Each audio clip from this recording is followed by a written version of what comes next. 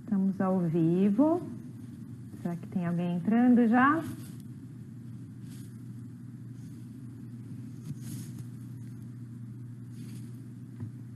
Vamos lá.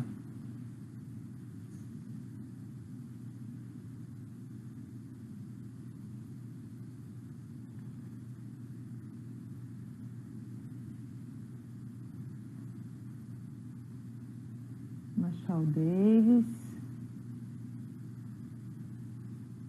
Olá, boa noite, gente. Vocês podem me falar se vocês estão me ouvindo bem? Tá bom o áudio?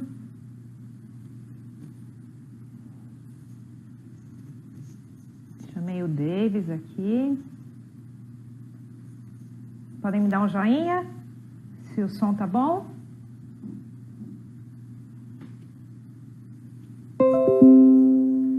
Como é que tá, gente? Opa!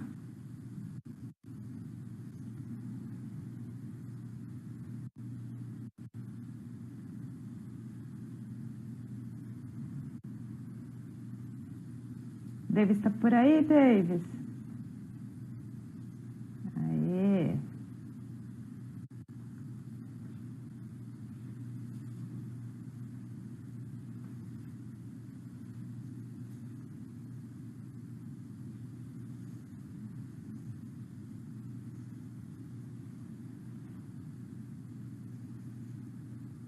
Deem o retorno, se tá bom o áudio, gente.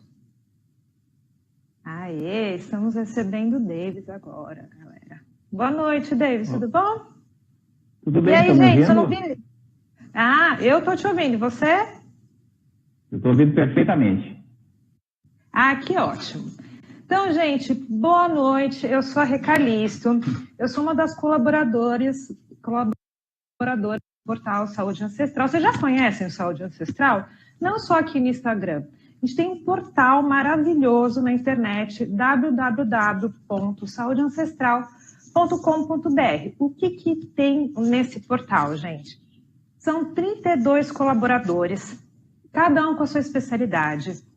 Tem, por exemplo, eu sou fisioterapeuta, tem o Davis, que é cirurgião plástico, tem vários coaches de emagrecimento, tem médicos variados, tem nutricionistas, estudantes de nutrição, entusiastas da low carb, todos com um assunto diferente, com visões diferentes, porém com uma coisa em comum, que é uma alimentação forte, uma alimentação baseada em comida de verdade. O que é comida de verdade? Tudo aquilo que a gente encontra no açougue e na feira. Esse é o nosso ponto em comum, esse é o nosso objetivo. Então, eu sou colaboradora, Dr. Davis é colaborador. Conhecem o Dr. Davis? Vou dar um mini currículo dele, tá, gente? Segura aí, ó, que o negócio é bom aqui, ó. Ele é cirurgião plástico, titular especialista pela Sociedade Brasileira de Cirurgia Plástica e Conselho Federal de Medicina. Ele é formado pela Universidade Católica de Pelotas. Ele é gaúcho, tá, gente? Ele fez residência em cirurgia geral e cirurgia plástica no Grupo Hospitalar Conceição. Tô com o computador ali, tá? Ele é preceptor e coordenador da residência em cirurgia plástica do Hospital Cristo Redentor, em Porto Alegre.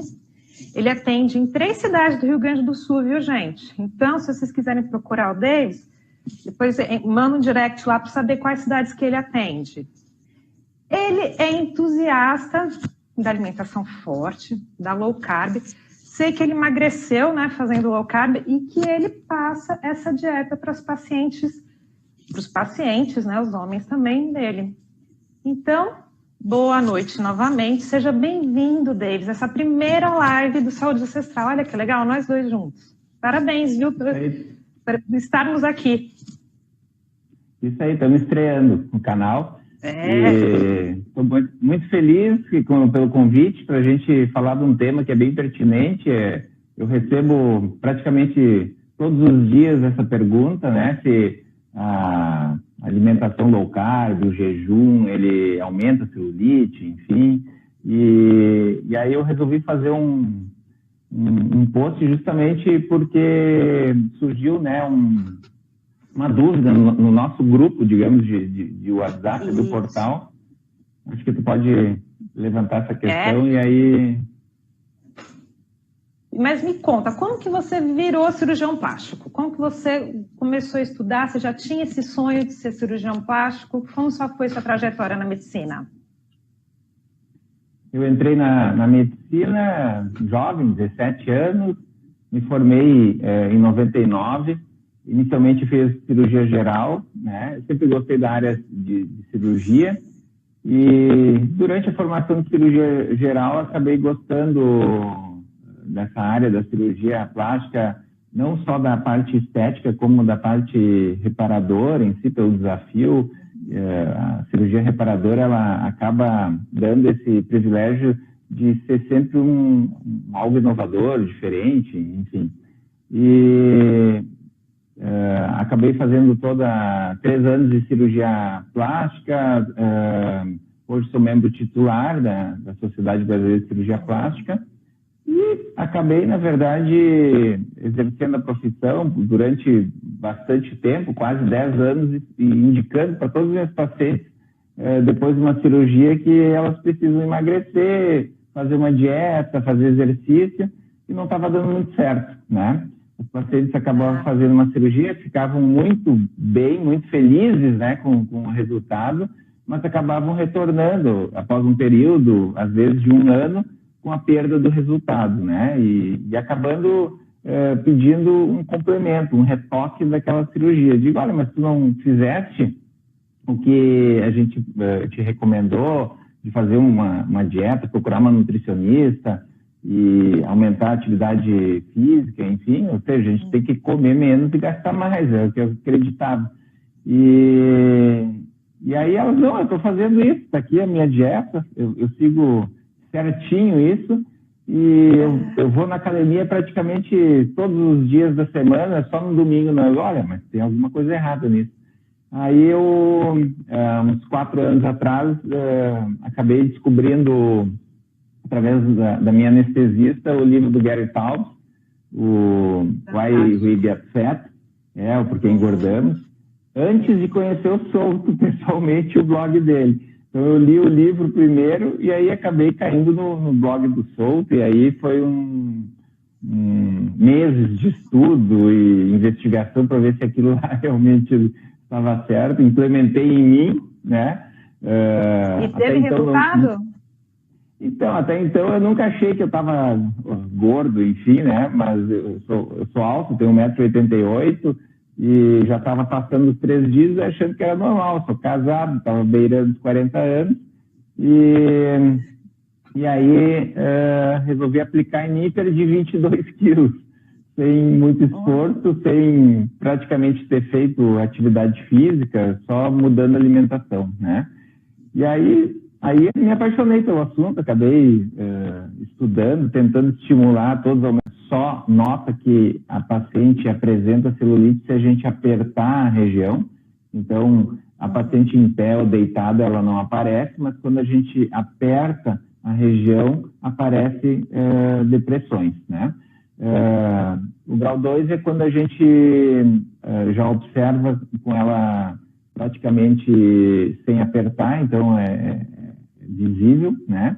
E o grau 3, que é o pior, é quando já apresenta até nas roupas, assim, tem ondulações mais profundas.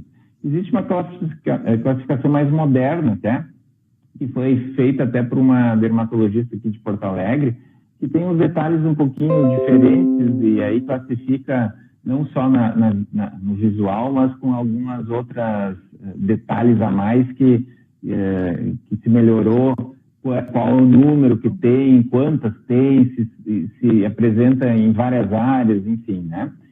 Então, a celulite, ela é na verdade, uma patologia, assim, que não traz grandes problemas, a não ser estéticos, né? Mas ela é multifatorial, né? Não tem uma causa única, certo? E não se sabe muito bem, claramente, qual que é a fisiopatologia exata, mas na verdade se diz que ela deriva basicamente assim de 3 fatores. um fator de inflamação, né? Existe um processo inflamatório ali naquela região do tecido gorduroso.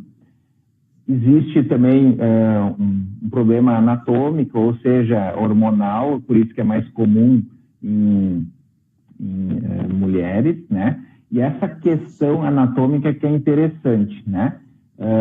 E um problema vascular que é por falta de oxigenação, digamos ali, né? Mas esse problema anatômico é que eu acabei fazendo, copiei, na verdade, de um colega cirurgião plástico, o esquema ali, porque para entender a celulite a gente precisa entender que a pele apresenta camadas, né? Então a gente tem a pele dividida basicamente assim em epiderme, que é uma camada superficial da pele, a derme, que é uma camada intermediária, e abaixo disso existe a subderme, que é o tecido subcutâneo, o tecido gorduroso. E esse tecido gorduroso, que a gente pinça, né, abaixo dele tem a musculatura, depois o osso. Então, essa camada que a gente belisca, ela ainda tem uma divisão, basicamente, em duas camadas, né? E tem um septo que divide essas duas camadas. Uma camada mais superficial, que a gente chama de camada areolar, e uma camada mais profunda, que é a lamelar. A lamelar é a camada do depósito, é onde a gente acumula gordura. Então, o paciente que está acima do peso, obeso, é ali que tem um acúmulo de gordura, e é a camada que a gente acaba fazendo uma lipoaspiração normalmente. A camada mais superficial, areolar, ela ainda apresenta alguma divisão com septos verticais, perpendiculares à pele. Então, se a pele está aqui, a gente tem essa camada de gordura superficial, a camada profunda, e existe traves, digamos, septos, que formam pequenos compartimentos de gordura, né, nessa camada superficial. Então, quando a paciente aumenta de peso, ela pode também aumentar essa camada superficial, fazendo uma distensão, digamos, daquela área, e aonde tem o septo, não distende a pele. Então, se a gente olha de fora, a gente observa buracos, depressões que podem ser furos ou linhas horizontais, né? Então, esse é o processo anatômico, digamos assim, de uma celulite. Então, se a gente for fazer uma alimentação que perca peso, e a low carb é uma boa estratégia, ou através de um jejum intermitente, né? E a paciente perdeu peso, é meio lógico que não tem como aumentar a celulite. Por quê? Porque uma alimentação low carb, primeiro, ela é mais anti-inflamatória, né? Uma alimentação low carb, a gente prioriza alimentos com comida de verdade e menos alimentos industrializados, né? Que poderiam gerar um processo inflamatório maior. E além disso, a gente perdendo aquela camada gordurosa, na verdade, a gente diminui, digamos, os orifícios. Então, se a gente perder peso, é uma forma de melhorar a celulite, né? A gente pode até detalhar outras formas de tentar melhorar a celulite. Existem algumas, pensando nesse mecanismo, né? Maneiras de tentar suavizar ou aliviar, e existem diversos tratamentos. Quando um tratamento é único, a gente diz que funciona muito bem. Quando tem diversos para uma mesma coisa, é porque nenhum funciona 100%. A gente precisa associar tratamentos, né?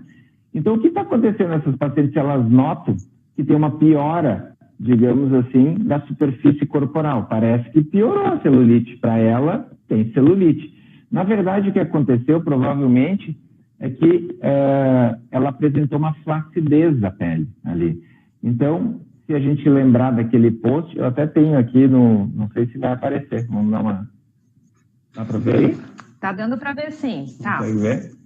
Eu botei no computador aqui. Então, assim, se a gente for observar, essa parte de cima é a celulite, e a parte de baixo, quando a paciente perde peso, o septo se estendeu ao máximo, a gente perdeu peso, e a pele acaba ficando, de certa forma, mais frouxa, podendo dançar de um lado para o outro.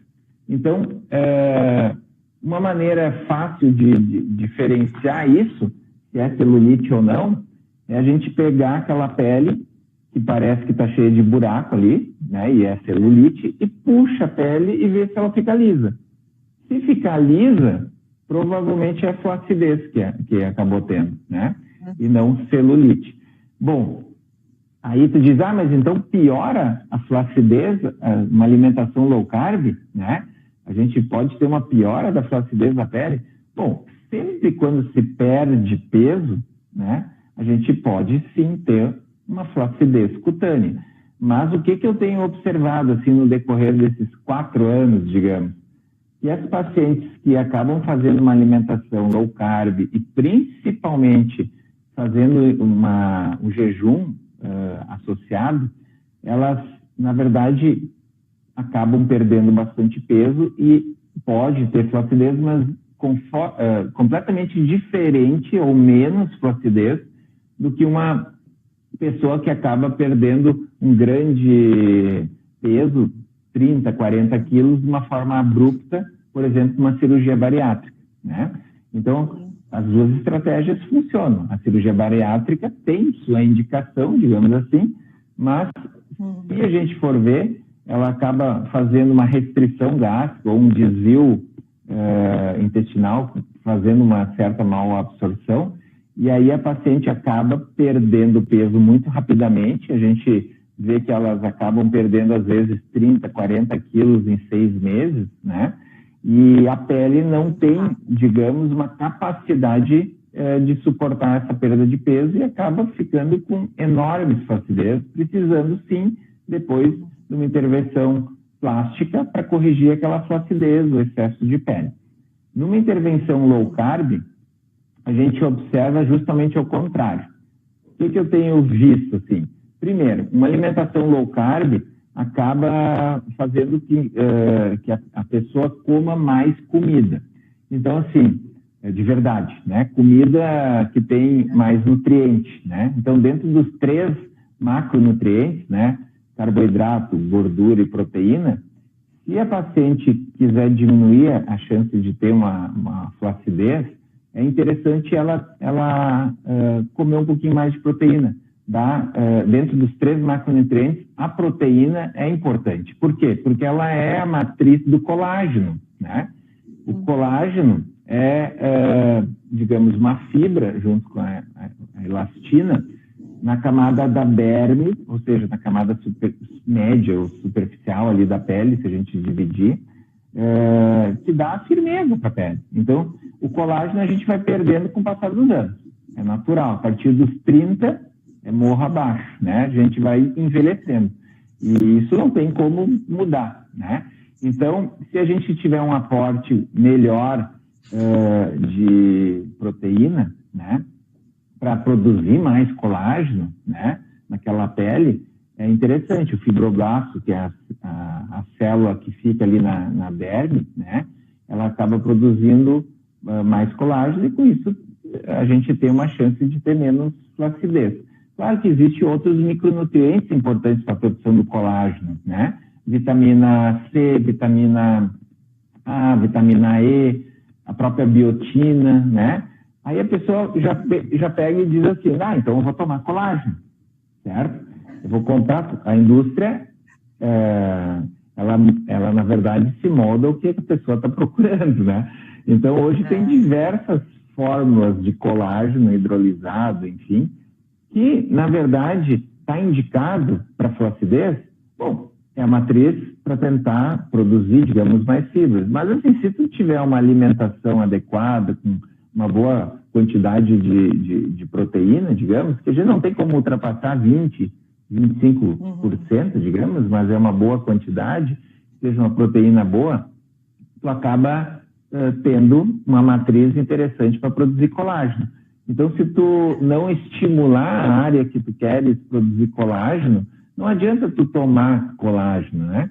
Porque a gente precisa associar. Por exemplo, se eu tenho uma flacidez grande na região do rosto, por exemplo, né? Se eu tomar colágeno, como que eu vou saber que aquele colágeno vai se depositar no rosto, né?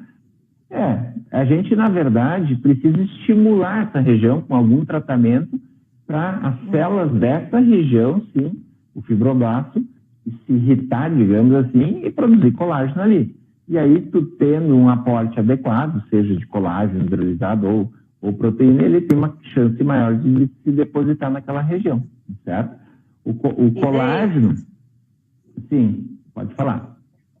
Não, é porque nós temos umas perguntas de pessoas super badaladas, assim, do meio do low carb, né? A gente tem a honra as pessoas que fizeram perguntas para a gente, além dos leitores do blog, do Instagram, a gente teve pergunta dos nossos colaboradores, né? E a Mônica, do Cozinha Consciente, e o Eloy também, do Hora de Mudar 74, da Cozinha Consciente, Hora de Mudar 74, eles perguntaram justamente isso, né? Vale a pena tomar o colágeno hidrolisado? Vale a pena gastar esse dinheiro?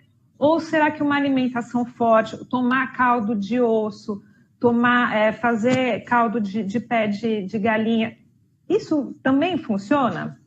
Né? E junto com a estimulação, então, que você tá mencionando, é bem mais barato, né? Se a gente for comprar colágeno hidrolisado, é caro. Se eu comprar, por exemplo, ossos para fazer um caldo, eu vou tirar o tutano, tá cheio de colágeno ali e vai dar o mesmo efeito, né? Então, não tem muita indicação, não tem estudos mostrando que tu tomar colágeno vai aumentar o depósito naquela região ou que vai diminuir a flacidez. Com certeza não, certo? Então, se a gente tiver uma alimentação adequada, com mais nutrientes, não há necessidade nenhuma de comprar colágeno. Outra coisa importante, então, para diminuir, digamos, a celulite, a flacidez, como eu comentei, é diminuir a inflamação local, né? Porque a inflamação também é uma causa indireta ali. Então, se a gente tem uma oxidação, digamos ali, radicais livres, porque a gente fuma, né? Porque a gente acaba tendo uma vida muito estressada, tudo isso, na verdade, repercute sistemicamente e acaba podendo piorar a celulite, né? Então, assim, se a gente diminuir os óleos vegetais, que a gente sabe que também são mais inflamatórios, né? Se a gente não comer gordura trans, né? Se a gente evitar um excesso de álcool, a gente tem um equilíbrio entre digamos, as gorduras boas ali, ômega 3, ômega 6, né? Que daí ela já é mais anti-inflamatória.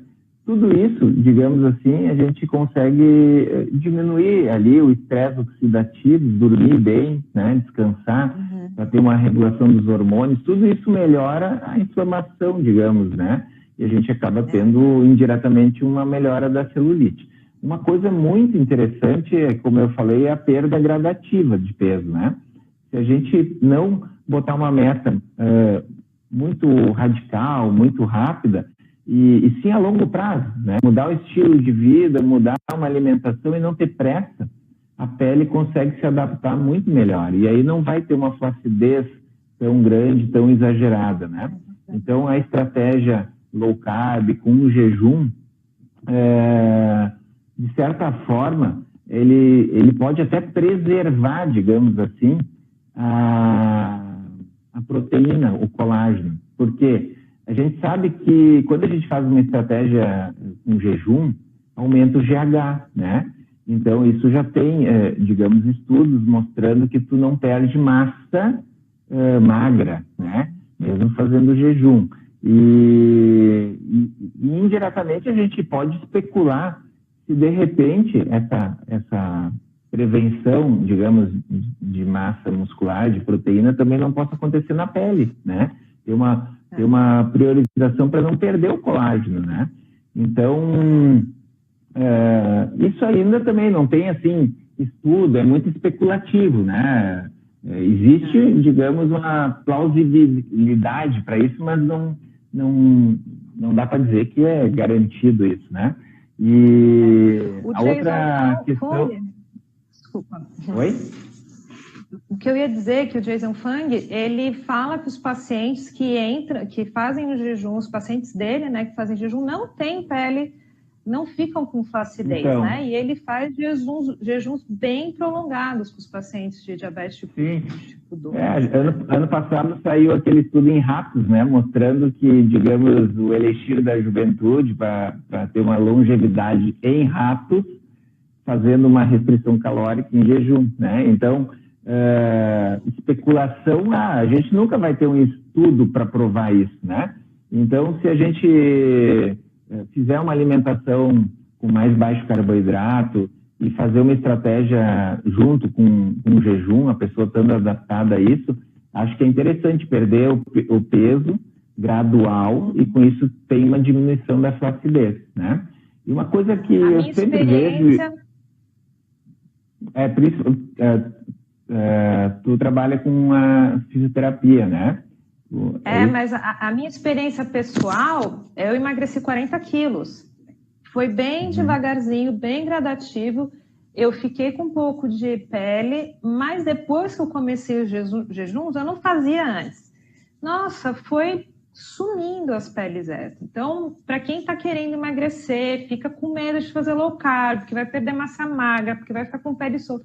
Não, gente, as duas estratégias juntas são muito benéficas. Os resultados são bem bacanas. Sabe que eu sempre ouço falar isso, todos os pacientes dizem assim, eu vou fazer então musculação, eu vou para academia para diminuir minha flacidez de pele. Na verdade, não tem muita relação. Se a gente for ver aquelas camadas, né?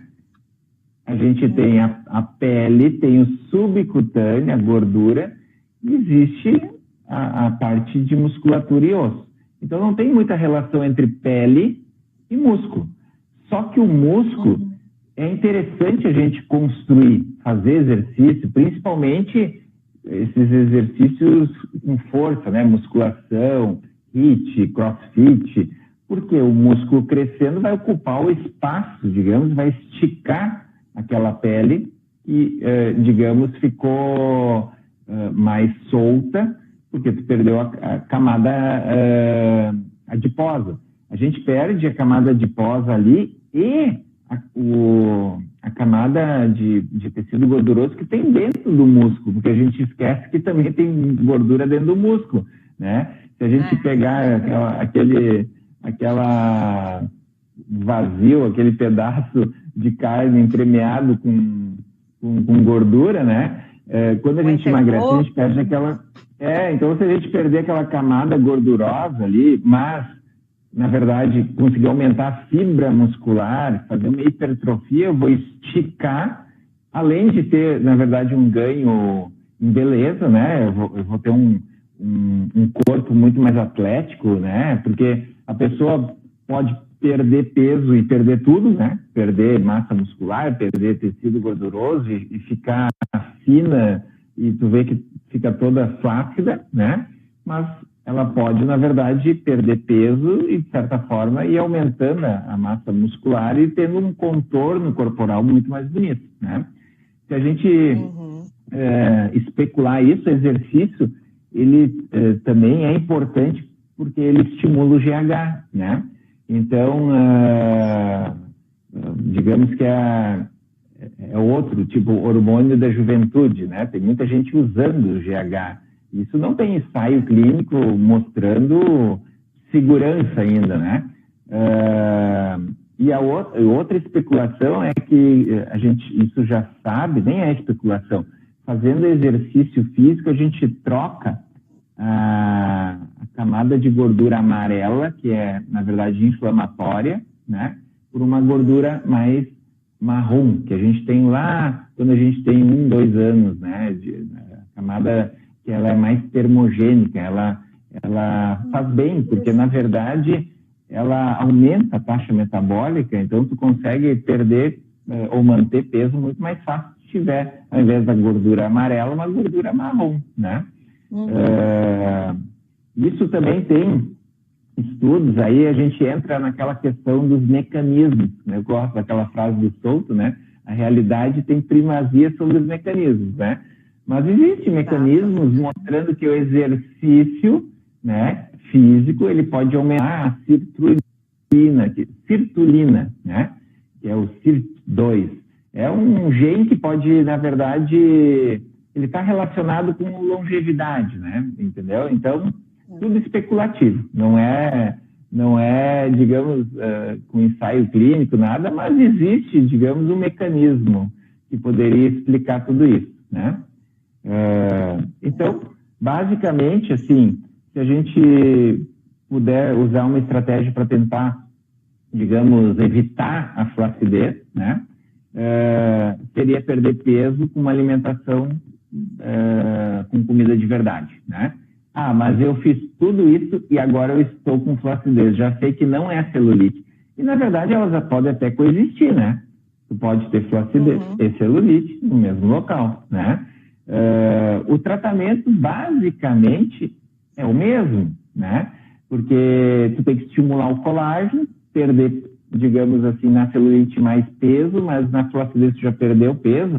Mas seria mais para tentativa de tu tentar produzir mais fibra de colágeno naquela região. Então, os tratamentos que a gente tem, assim, nessa região, localizados, digamos assim, a gente pode fazer tratamentos com radiofrequência, né, que são equipamentos para tentar fazer uma estimulação, né, do colágeno. Existem tratamentos, por exemplo, que é a sigla IPCA, que é uma indução percutânea de colágeno por agulha, que é o roller, né? Mais popularmente conhecido, que é dermoroller. É um rolo com agulhinhas, né? Bem pequenos, assim, agulhas de 0,2 milímetros até no máximo 2 milímetros, que normalmente são tratamentos cosméticos feitos por dermatologistas que fazem microperfurações da pele para atingir a camada da derme, que é onde está o fibroblasto, e essa irritação fazer com que estimule uma produção de colágeno ali, né? Existem tratamentos com luz pulsada, que não é bem um laser, mas é semelhante, né? O próprio laser, fracionado ou não, para estimular a produção de colágeno. A carboxiterapia, que é uma injeção de gás carbônico naquela região. Como eu falei, todos esses tratamentos, né, eles são na tentativa de melhorar. Agora, existe um melhor do que o outro? Não tem nenhum estudo, nenhum ensaio clínico mostrando, né? E existe tratamentos injetáveis, né? Sim. Só interrompendo um pouco, tem uma nutricionista muito famosa que ela diz, a Lara Messerucci, que o importante, de fato, sempre será a alimentação, né? E aí você pode agregar, você vai agregar com exercício físico, que é extremamente importante, e para você dar aquele retoque, para você dar aquele up, para você realmente chegar no resultado super esperado, aí você utiliza dessas técnicas estéticas e de cirurgia. Não adianta nada comer pizza, ficar comendo arroz integral, pão integral e fazer a estética. Vai gastar dinheiro, porque está inflamando, tá inflamando o corpo e não está resolvendo focalmente, né? Os bioestimuladores, a gente tem a hidroxiapatita de cálcio e tem o ácido polilático, né? Que são injetados embaixo na derme com o foco de estimular o colágeno. Então, tu faz uma aplicação, ele estimula por um período ali de 2 a 3 meses, às vezes precisa mais de uma sessão, certo? São bons tratamentos para a região que a gente tem uma flacidez maior, onde a gente tem menos colágeno na pele, então a gente tem espessuras diferentes de pele, dependendo do local. Então, se a gente for ver atrás, no dorso, nas costas, a pele ela é muito mais espessa. Ela tem bastante quantidade de fibras de colágeno. Então, é muito difícil a gente ter flacidez na região das costas. Pode ter, sim, mas é muito mais comum na parte da coxa interna, no braço, que a espessura da pele é muito fininha. Então, a gente acaba perdendo tecido gorduroso que está abaixo ali, e a pele não tem uma capacidade de retrair. Então, a gente tem, digamos, uma flacidez maior. No abdômen também, principalmente se a gente, por exemplo, esticou demais, né? Era uma paciente muito obesa, perdeu muito peso, ou a paciente passou por uma gestação. Aí acaba precisando ter o recurso de uma cirurgia, né? Então existe a cirurgia plástica para resolver esses problemas de flacidez grande, quando tem o avental, a sobra, né? Então a cirurgia plástica tem sua indicação, sem dúvida. A paciente que fez, por exemplo, uma estratégia de perda de peso, seja cirurgia, seja low carb, ou nem fez isso, mas teve uma gestação que ela aumentou muito o peso, enfim, e depois acabou esticando demais a pele, teve estrias, e ela está descontente com aquele abdômen, né? Tem indicação, sim, de fazer uma cirurgia plástica ali e conseguir uma melhora do seu contorno. Eu me lembro que tu me mandasse uma pergunta a respeito da autoestima, né? Se já chegamos nessa parte da autoestima, porque a Sabrina, uma leitora nossa, ela vai fazer uma abdominoplastia, né? É o tipo da cirurgia justamente para poder retirar esse excesso de pele, né?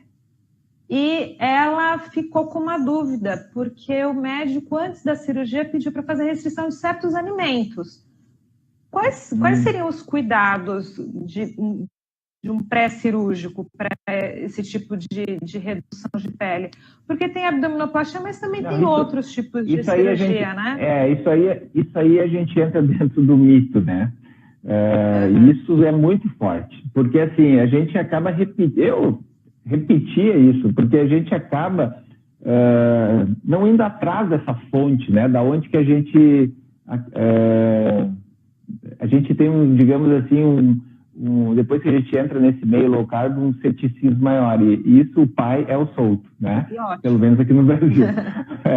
Então, é muito comum a pessoa dizer assim, olha, eu tenho que restringir carne de porco e, sei lá, outras coisas, né? Eu acho muito melhor se ela restringir o açúcar, né? Entendeu? Mas assim, como regra geral, na verdade, para um preparo, para uma cirurgia, se ela tiver uma alimentação forte, né, baseada em densidade nutricional, ela vai muito melhor para uma cirurgia, né, porque ela já tem um aporte de micronutrientes, né, e macronutrientes, que aí, com certeza, o que mais precisa para cicatrizar ali é a proteína, né.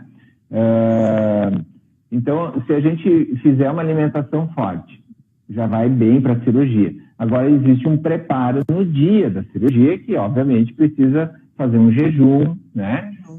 Não pode se alimentar por um período por causa da anestesia, da sedação, para não ter, digamos, uma chance de vomitar e esse alimento acabar entrando na via respiratória. Então, precisa, sim, fazer um jejum. E no pós-operatório, eu estimulo minhas pacientes a ter uma alimentação, sem dúvida, rica em proteína, em ovos, né? E menos industrializado possível. Mas eu fiz uma cirurgia agora, 1 ano e meio atrás, e até botei no meu perfil ali na época, porque é impressionante. Assim, o hospital serve no pós-operatório de uma cirurgia um monte de porcaria, né? Geleia, rico cheio de açúcar, uma bomba calórica, bolachinha Maria, o que mais vinha? Pão, né? Proteína é o que menos tinha ali, né? E a pessoa diz para evitar gorduras justamente por causa do mal-estar, né? A pessoa que vai fazer uma cirurgia, muitas vezes, por causa da medicação, da sedação, acaba tendo um mal-estar, assim, de náuseas, enfim, da medicação em si, né? Claro, se vai fazer uma cirurgia que mexe em trato digestivo, existe uma necessidade progressiva de aumentar, digamos, os alimentos. Inicialmente se inicia com líquidos, depois pastosos, enfim, né? Mas não mexendo, vai fazer uma cirurgia na tireoide, vai fazer uma cirurgia plástica, uma prótese, enfim, se não mexeu no trato digestivo, né, as pessoas tendem a dizer que, olha, procura evitar alimentos gordurosos, mas é por causa do mal-estar, de repente ela ter vômitos, enfim, né, basicamente mais levando nesse sentido. E aí teve uma pergunta da Camila, que ela já emagreceu 80 quilos, faltam 10. Nossa, emagreceu 80 quilos, olha que beleza. E ela tem muito excesso de pele.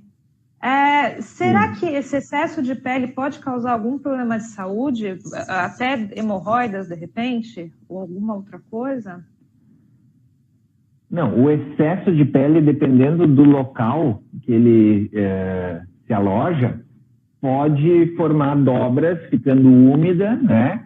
E apresentar, assim, fungos, micoses, né? A gente chama de intertrigo, que por proliferação de uma umidade, digamos ali, até uma dermatite crônica pela pele ficar bastante tempo úmida, e aí sim existe indicação de ressecção. Hemorroida, de novo, não.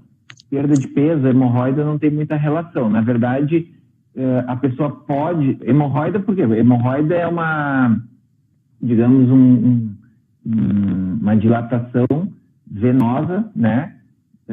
Normalmente no ânus, né? Então, existe um plexo ali, hemorroidai, que pode distender. O que pode aumentar isso é se ela tem uma constipação, faz muita força, enfim, né? Agora, uma confusão grande, às vezes, de hemorroida é saliências externas no ânus que não tem nada a ver com a hemorroida. É um excesso de pele que pode acontecer ali, que a gente chama de plicoma. É uma outra patologia, não é hemorroida, né? Em todas as áreas de dobras, a pele pode, às vezes, formar algumas lesõezinhas, às vezes na axila, no pescoço, na pálpebra, saliências, assim, de excesso de pele, que desses casos a gente não chama plicoma, a gente chama de acrocórdon. É um excesso de pele benigno, que, na verdade, não traz mal nenhum, né? Porque a hemorroida, assim, ela pode trombosar, fazer um coágulo, e aí sim causar dor aguda, enfim, precisar drenar, né? E aí tem uma indicação de fazer uma cirurgia com um proctologista. Tá certo. Vamos voltar naquele assunto, então, de autoestima, né? Na sua experiência, você acha que os procedimentos estéticos, né, as cirurgias, elas podem estimular o paciente a ter um estilo de vida mais saudável depois? Ou a pessoa vai ter né, a autoestima vai mudar a maneira que a pessoa vê a vida? Isso eu vejo diariamente, né? A pessoa que faz, por exemplo, às vezes um pequeno procedimento, né? Ela vai fazer uma aplicação de botox, toxina botulínica, fazer um preenchimento, e ela muda completamente o seu posicionamento pela vida, digamos assim. Ela tem uma autoestima muito melhorada, ela se sente muito mais produtiva no trabalho, ela vai trabalhar com gosto, digamos assim, né? Ela vem feliz, né? A gente nota isso, que ela muda até o tipo de roupa que ela usa, enfim, certo? Então, eu até coloquei um tempo atrás também no meu perfil do Instagram um post falando justamente isso, se a cirurgia, deixa eu me lembrar, se a cirurgia plástica melhora ou não a autoestima, né? E lá eu digo que muitas pessoas até acham que são sinônimo. Tipo assim, cirurgia plástica, com certeza, é sinônimo de melhora da autoestima. Claro que a gente tem que ter um bom senso, né? A gente tem que ver se aquilo lá realmente tem uma indicação, né? Porque às vezes existe um exagero, né?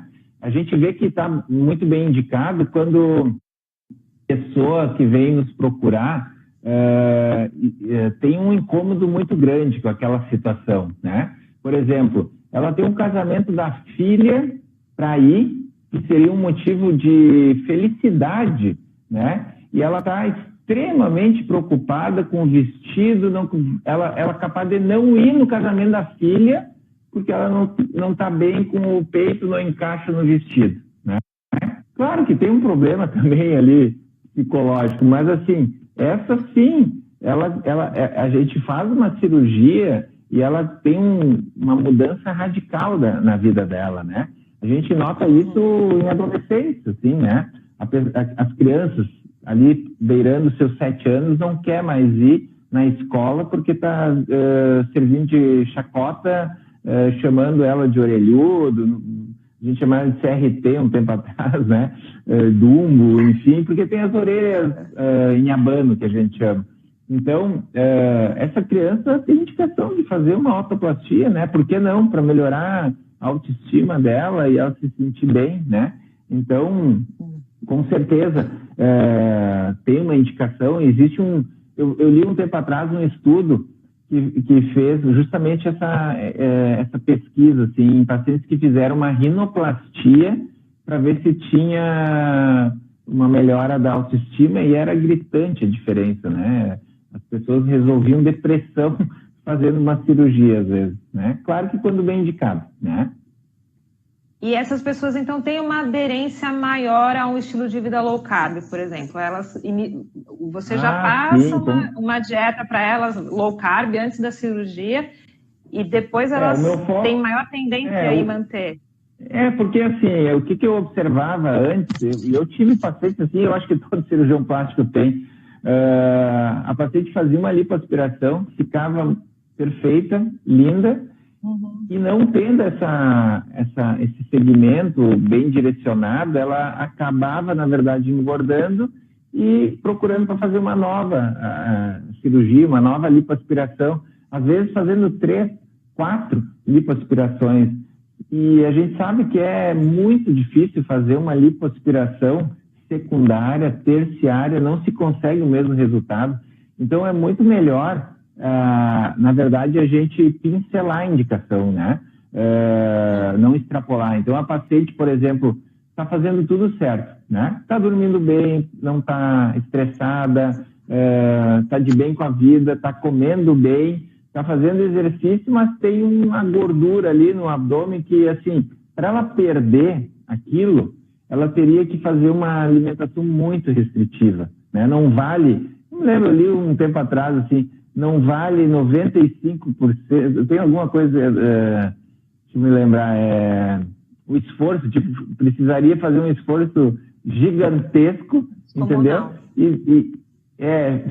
Para tu conseguir aquilo ali, e que seria muito mais fácil, é mais simples, realmente, na verdade, ou tu conviver com aquilo, né? Eu digo assim, a indicação é quando tu não se tolera mais, ou fazer pontualmente uma cirurgia local ali, por exemplo, localizado uma lipoaspiração, né? E com isso a paciente se sente muito melhor, ela continua na sua alimentação, enfim, porque às vezes ela acha que aquilo ali, ela precisa penar muito, fazer muitas restrições, e ela, para conseguir perder aquilo, e deforma todo o resto, né? Que ela às vezes já está muito bem, né? Eu tenho uma amiga que fez uma cirurgia com você, está com a autoestima lá em cima, está toda animada foi trabalhar esses dias depois das férias, toda feliz. E que pena que a gente não vai poder falar até do procedimento que ela fez, as outras perguntas dos nossos colaboradores, porque já está dando 1 hora e as lives aqui do Insta, a gente tem que marcar outra, né, Davis? Mas eu vou fazer uma pergunta para você que não estava no script, tá? E depois eu quero me lembra que eu quero mostrar um estudo que eu achei bem interessante, que eu achei ontem, olhando assim, investigando. Não, que foi um estudo, sobre celulite, e é um ensaio clínico randomizado de uma médica dermatologista aqui, que é bem conceituada, a Doris Exxon. Ela comparou 3 dietas para ver se melhora ou piora a celulite. Então, ela fez randomizado, aleatório, 3 grupos de pacientes, só que lendo o estudo ali, depois a gente vê que não era bem baixo carboidrato, porque ela pegou assim, um baixo carboidrato, que deveria ser low carb, o outro, tipo uma dieta da proteína, aumentou a proteína, e o outro, o grupo controle normal, convencional, né? Então, selecionou um grupo de mulheres, dividiu aleatoriamente, separou os 3 e fez uma intervenção por um período, eu não me lembro exato, acho que foi uns 6 meses, e documentou depois com aquela classificação, né, para ver se houve ou não uma melhora na celulite. E aí o grupo que teve uma melhora maior, assim, comparado, estatisticamente importante, relacionado às outras duas, foi a da dieta proteína. Aí não era a low carb, porque a low carb era com 40% de carboidrato, né? E aí, na verdade, a dieta da proteína era uma low carb. Se a gente olhar bem ali, parecia mais low carb do que a outra, né? Era quase uma Atkins, assim, era uma low carb mesmo. E aí mostrou uma diferença estatística. Realmente, assim, as pessoas perderam mais peso que as outras duas e melhorou a celulite, entendeu? Você vai fazer um post sobre isso? Clínico. Posso botar, sim, posso botar. É interessante, mas assim, tem alguns vieses, né, no estudo. Apesar de ser um nível 1 de evidência, tem alguns vieses, que assim, mais de 50% abandonou, ou seja, não seguiram o plano proposto. Então, tipo, começou com N maior e se reduziu a 40 e poucos por cento só que terminar o estudo. A maioria não continuou e teve uma seleção ali que parece que esse grupo da proteína, aleatoriamente, foram pessoas mais velhas. Então, elas tinham um grau de celulite um pouquinho maior, provavelmente, né, ou flacidez, enfim. E aí elas perderam peso e melhoraram mais. Então, tem um viezinho, digamos assim. Ah, mas super interessante de ler. Que bom que você citou isso aqui, ó, primeira mão, pessoal. E a pergunta, assim, última, não estava no script, uma pergunta bem básica. Você acha que você se tornou um médico melhor depois da low carb? Sem dúvida. Hoje eu penso mais, como eu te falei, no conjunto, na saúde da pessoa, né? Então, eu tento melhorar a qualidade de vida dela, não só com a cirurgia, mas também com essa intervenção, assim, de tentar fazer com que ela compreenda que aquelas verdades que são repetidas não são bem verdades, né? Se a gente for ver a ciência por trás disso, os ensaios clínicos randomizados, tudo, a gente está na hora de mudar, né? Está na hora de mudar. Isso mesmo. Foi ótima a conversa, a gente precisa marcar outra, tem muito assunto que ficou pendente. Espero que o pessoal tenha gostado e deixem os comentários depois no site do Saúde Ancestral. Eu fiquei falando, perfil. Não vi nenhum comentário. Tu vai gravar... E o pessoal, vocês já seguem Dr. Davis, @DavisAlbers, aqui no Instagram, tá? Vai ler os textos que tem no Saúde Ancestral, que são ótimos. Aqui no perfil do Saúde Ancestral, se você ver quem que a gente está seguindo, são todos os nossos colaboradores, os 32 eu acho que são. Então, gente, vou encerrando por aqui. Queria agradecer demais, Dr. Davis. Nossa, que maravilha. Eu que agradeço. Espero que a gente faça várias outras. Tu tem como deixar salvo para eu ver depois os comentários, que eu não vi nenhum. Sim, deixo salvo aqui, vai ficar 24 horas e se eu conseguir eu deixo no destaque, tá bom, gente? Então tá certo, Davis. Um abraço, boa noite. Boa noite. Tudo de bom, obrigado. Tchau, pessoal. Tudo de bom.